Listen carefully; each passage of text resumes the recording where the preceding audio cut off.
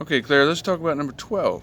I just sketched it out here in my little notebook. I can't remember exactly what it asks, but it says a line through 0, 0 with a slope of 1/7.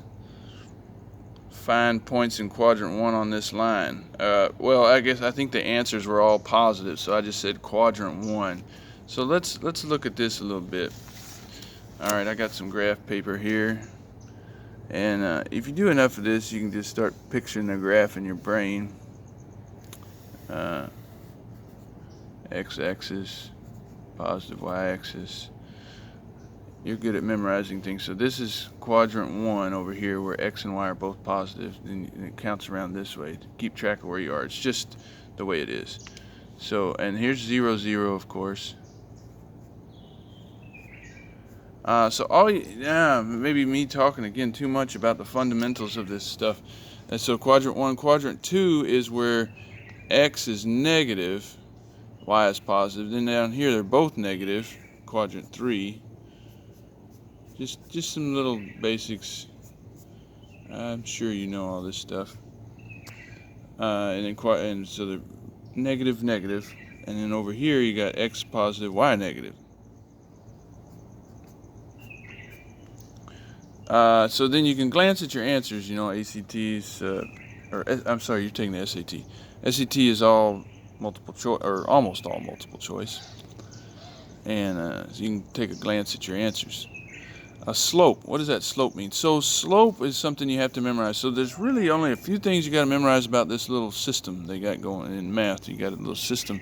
There's only a few things you got to remember. You got x is the horizontal axis, y is the vertical axis. This is Rene Descartes. He was a philosopher and a writer and mathematician way back when. He came up with this system, right? Before this, there was kind of geometry and algebra. They were separate. He brought them together. Analytic geometry, or whatever you want to call it. Okay, so and then we have, so there's certain things that are agreed upon to do in this system. The first things are x is horizontal axis, y is the vertical axis, and then a point within this plane, this coordinate plane, this Cartesian, Rene Descartes, Cartesian coordinate plane is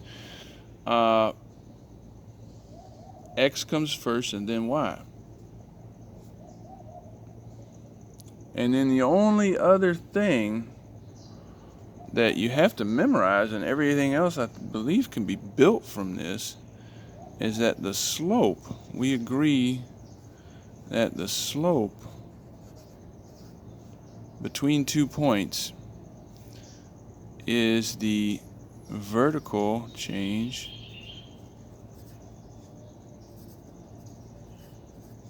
divided by the horizontal change between 2 points.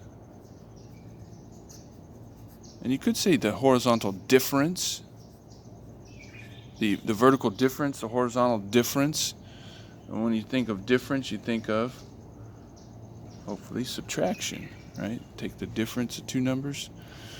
So say you got, in this example, you got a slope of 1/7, up 1, vertical change 1, and right 7. 1, 2, 3, 4, 5, 6, 7. Okay, so there's our slope. The slope of this line. I don't have a straight edge here, but this is gonna be a straight line. Imagine this is a straight line. It keeps going if you want to stay on this same slope.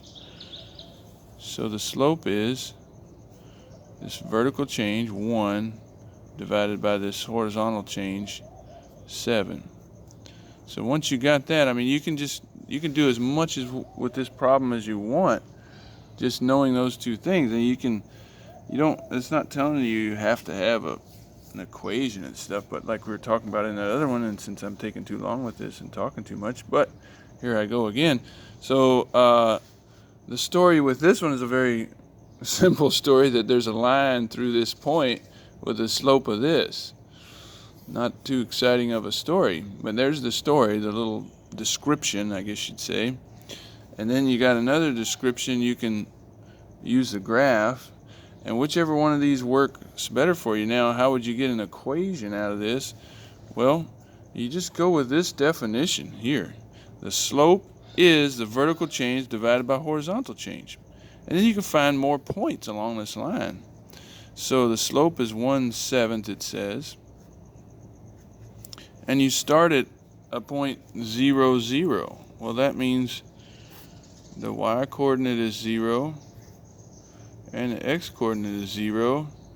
And if I want to find more points, there's another point somewhere, another xy somewhere. And if I'm talking about difference, then I can just do this. And you don't have to memorize any of the mx plus b and all that stuff if you just have this.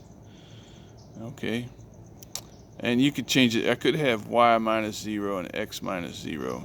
I guess that would make it come out better.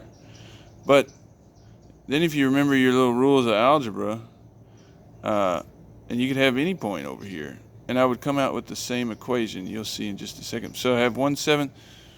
So if I multiply both sides by 0 minus x, because it's in brackets there, parentheses. Multiply both sides by 0 minus x, I'll have 1/7 times 0 minus x equals 0 minus y. And you can go ahead and drop the 0, but 1/7 times 0 is 0. 1/7 times minus x minus 1/7 x equals minus y. So multiply both sides by minus 1, you have y equals 1/7 x. So then you can find any point you want. And you don't have to do this to solve this problem, of course. All you got to do is solve a problem and see that you've got this slope is 1/7. All you got to know is that you got to just remember this part right here. That slope is vertical divided by horizontal change. And that gives you direction. That gives you direction. So you're on your way. You've got a start point and a direction. You know where you're going, right? Somebody says, oh, well, the way to Dairy Queen is start from where we are right here and go this way and do this and do that, right?